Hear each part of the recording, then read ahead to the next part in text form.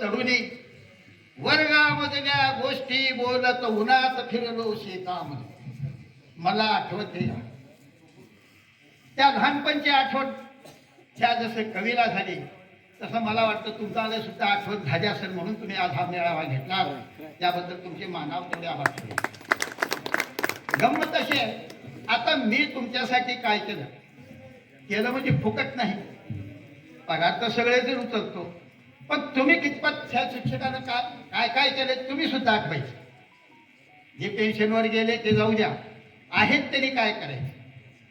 इथं इमाने इतवारे नोकरी करत असताना दृष्ट ही चांगल्यालाच लागते. तिथून काही पुढाऱ्याने आमची बदली केली की असं गाव मिळालं की ज्या गावाला 5 ठिकाणी गाडी बदलून जावं लागतं. आणि ते गाव एक असं होतं, ते एका विचारायचं ना हलकं डोकं एका विचार. पण आमचं काम पाहून ती माणसं फार चांगली होती. मी आजही त्या माणसाला विसरत नाही. तर मी काय काय केलं 2 गोष्टी सांगेन तुम्हाला. शुक्रवारची दिवस होता. आम्ही सगळे शिक्षक मैदानात बसलो. बसल्यानंतर शाळेच्या पाठीमागे एक लवण होतं. त्या लवणातून एक पोरग चड्डी नेसत वर आला.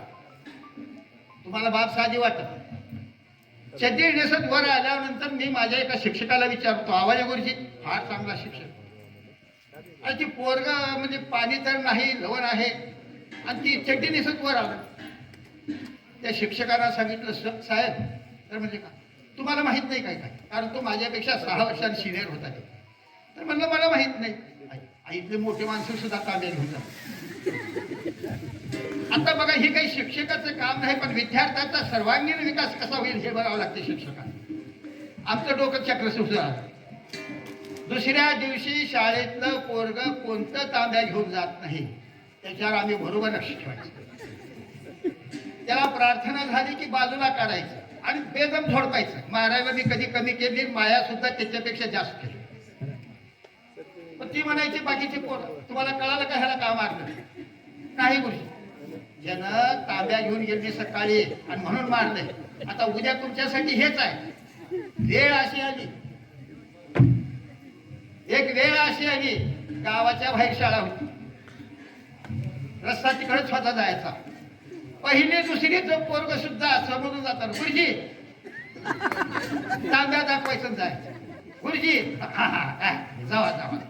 तर तुम्हाला याच्यावर कळलं की आम्ही कुठल्या गोष्टीकडे लक्ष दिलं. काही शाळेत फार सवय असते, तुमच्या हायस्कूलला नसत. प्राथमिक शिक्षणामध्ये असे असतात, बोलवायला आलं की जा, बोलवायला आलं की जा, म्हणजे ह्यांना गप्पा मारायचं असतं. पण मी हरिद्वारला गेलो, तिथे 2-4 दिवस बघितलं. दुपारनंतर शाळा,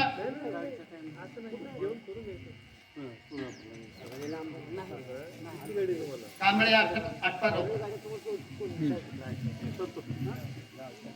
ते बघितलं तर शाळा अर्धी रिकामी. मी त्या शिक्षकाला सांगितलं की मला विचारल्याशिवाय सोडायचं नाही. त्याच्यात एक न काम करणारा बदमाश लय होता. त्याचं कामच होतं दुसऱ्याला बी शिकवू द्यायचं नाही, आपण शिकवायचं नाही. पुरापत हेडमास्टर सगळं काढून भांडणं केल्याशिवाय राहायचं.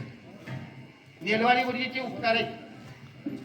माझी बदली झाल्या ती त्याची भावकी आहे. त्यानं सांगितलं शिवाजी, त्याचं नाव शिवाजी, आता तुझं काही खरं नाही.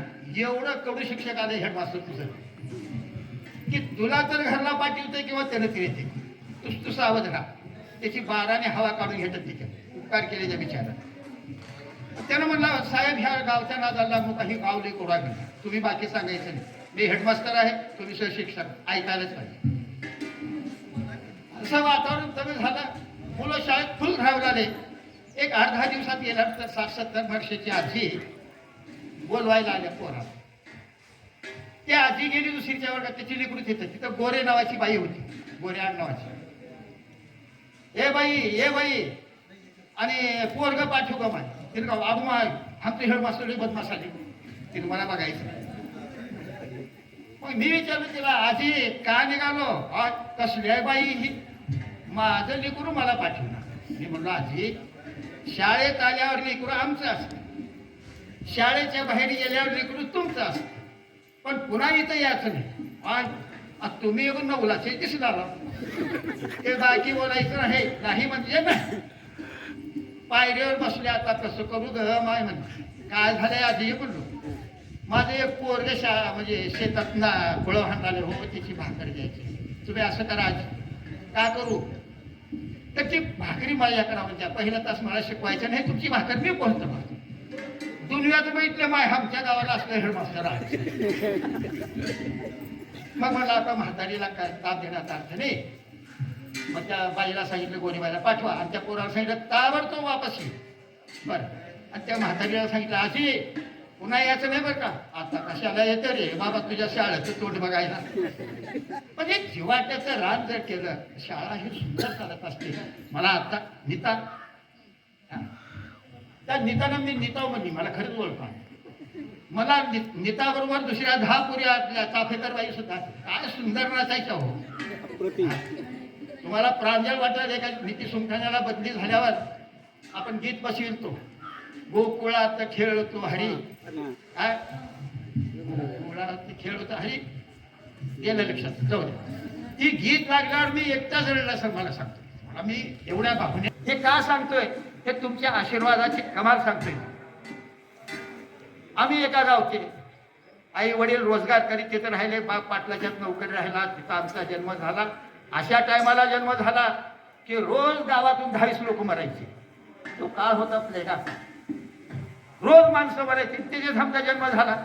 योग असा आला की मी जन्मल्या 3ऱ्या दिवशी बाप दिल्या आईनं टाकून, पांढऱ्या पायाचा ही. आता मला सांगा, मी जन्मलो, लोक रोजच 22 मारला, त्याच्याबरोबर माझा बाप त्याला, म्हणजे मी पांढऱ्या पायाचा का. पण ही पायाची असते, तिला जवळ ह्याचं नाही. आई प्रेत बघत जायची, बायानं शिवाय द्यायच्या, माझी उगा तुझं भलं होईल. त्यावेळेस माझी बहीण माझ्यापेक्षा एक 7-8 वर्षानं थोर होती. तिने त्या बाळूच्या गुंडाळून आईच्या भागात जायची, बायानं शिवाय दिल्यावर मग त्याला पाजवायची. मी असा लहान मोठा 1.5 वर्षाचा झालो. माझी आई मला सांगायची, ते राजा तू ज्यावेळी जन्माला 5व्या दिवशी मी लोकांचं दळण दळलं. आणि गंमत अशी झाली, मी 1.5 वर्षाचा झालो तर माझ्या आईनं माझं नावच ठेवलं. मग बाया म्हणायच्या तिचं नाव ठेव, आता जिथं खायला मारा मारा, तिथं घोगऱ्या कुठल्या येणार आहेत. पण गंमत अशी झाली की आमची आई त्या लक्ष्मीची मारुतीचं झाडलोट करायची. मग त्या बाईनं म्हणली, तू लक्ष्मीची सेवा करतेस, पोराचं नाव लक्ष्मण ठेव. झालं, त्या बाईने का सांगितले, आमच्या आईनं नाव ठेवली. माझा जन्म घरात मान्याच्या झाला, आणि संगत सुद्धा हे काय असल्या मान्याची. तर आम्हाला असं लहानाचं मोठं झालो, 5 वर्षाचं झाल्यानंतर अत्यंत आजारी पडलो. माझ्या बहिणीने सांगितलं, इथे एक महात्मा आहे, त्याचा गुण येतोय, पण तुम्ही त्याला अंधश्रद्धा म्हणा, काही म्हणा. मला पाठीवर टाकून घेऊन गेले. 75 वर्षापूर्वीची गोष्ट आहे की तिथं त्यावेळेस रहदारी काहीच नव्हती. तिथं आणले आमच्या भाऊजीनं. दुसऱ्या दिवशी त्याला घेऊन आले त्या म्हाताऱ्याला. ते गाव सगळं त्याला आबा म्हणत असत.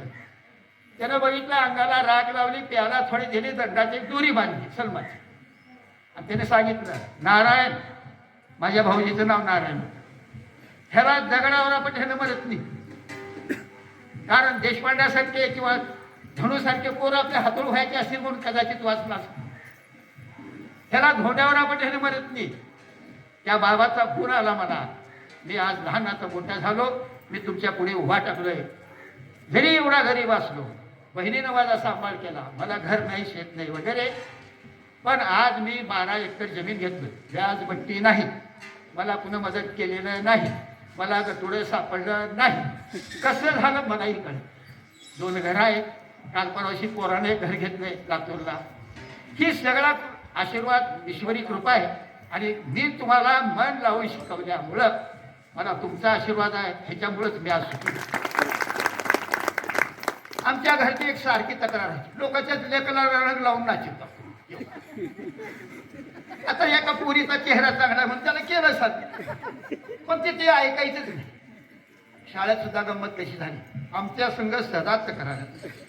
आम्ही कार्यक्रम सतत करायचे. एक कार्यक्रम झाला आत्ताच, देशपांड्यानं सांगितले, शिवाजी महाराज आम्ही एका मुसलमानाच्या पोराला केला. विरोध सुरू झाला, मुसलमानाच्या पोराला शिवाजी महाराज का. आणि म्हणलं, मग तुम्हाला इतिहासच माहित नाही शिवाजी महाराजांचा, कसं काय. खाजगी म्हणून चिटणीस म्हणून शिवाजी महाराजाच्या ज्या काही गुप्त खलबत्ती चालत असत त्याचे एक म्हणजे मुसलमान होते. त्यांच्या तोफखान्याचा मुख्य माणूस मुसलमान होता. आणि ज्यावेळेस महाराज औरंगजेबाच्या तावडीत सापडले, आग्र्याच्या तुरुंगात अडकले, त्यावेळेस 14 वर्षाचं पोरग महाराजाचे पाय दाबायला मुसलमान होते. त्याचं नाव मदारी मिळतं. की त्यांना समजावून सांगितलं, झालं त्यानं काय तर सांगते. आता खरं मी सांगितलं तर काय, मी सांगितलं कार्यक्रम करीन तर याच पोरावर नसतात नाही. कार्यक्रम आम्ही करून जातो. शिक्षकांना जातीभेद धर्मभेद पंथभेद हे काही मानायचं नसतंय. आणि शिक्षकाचं हृदय अगदी स्वच्छ असावं. त्याच्यावर एक मी तुम्हाला उदाहरण देतो. एक गाव होता, त्या गावात एक बाई राहत होती. ती बाई विधवा होती. कंटाळा आला नसेल तर तिला एकुलता एक मुलगा, 4थी पास झाला. 5वीला दुसऱ्या गावाला जायची पाळी. जाताना गंमत अशी, गावाच्या मध्ये एक जंगल होतं. त्या जंगलातून जायची भीती वाटायची पोराला. आईनं सांगितलं, बाबा आपल्या गावचे पोरं जातात ना नाही, तिथं जावा. 1 रुपया विनंती आहे. पाटील सबनीस कृपया विनंती आहे, 5 मिनिट थांबावं. सगळे शिकले मुन्ना, कारण आपल्याला माहित आहे वर्गात चलबिचल झाल्यावर गोष्टी शिकू शकत नाही. मी सुद्धा शिक्षकाच लहानका मोठ्या. तर ते दुसऱ्या जंगलातून जायचं भीती वाटायची. ती श्रीमंताची पोर आहे, तू येऊ नको आमच्या संग. हे एक आपल्यात असतंच. पोरगा घरला आला, दुसऱ्या दिवशी रडायला सुरू केलं, पाटी दप्तर टाकून दिलं. त्याने सांगितलं, आई मी आता काही शाळेत जाणार नाही. म्हणजे का, मला जंगलातून जायला भीती वाटते. ती श्रीमंताची पोरं मला येऊ देत नाही. त्या बाईचा देवावर फार मोठा भरवसा होता. तिने सांगितली, त्या जंगलात एक तुझा भाऊ आहे, त्याचं नाव आहे गोपाळ. तू त्याला हाक मारजा, त्यानं रोज तुला सोड. आईवर फार मोठा विश्वास असतो मुलावाचा, गुरुजीवर फार मोठा विश्वास असतो. आणि तुम्ही आम्ही अशा याच्यावर की साधू संतांनी सांगितलेल्या गोष्टीवर आपण विश्वास ठेवा. मुलांना आईचं ऐकलं. ती श्रीमंताची पोरं निघून गेले. पोरग थरथरा कापला आणि कापत असताना गोपाळ दादा म्हणून हाक मारतो. तिकून आवाज आला, काय रे बाळू? अरे दादा ये ना, मला भीती वाटते रे. जा, मी आहे तिथं, तू चिंता करू नकोस. आईच्या शब्दावर विश्वास ठेवला. तिकून आवाज आला. पोरगा रोज शाळेला जायचं, रोज यायचं. होता काही दिवस गेल्यानंतर गुरुजीचा वाढदिवस होता. गुरुजी म्हणाले की उद्या माझा वाढदिवस आहे, तुम्ही काय आणणार? सगळे श्रीमंताची पोरं म्हणजे हे आणू ते आणू. संध्याकाळची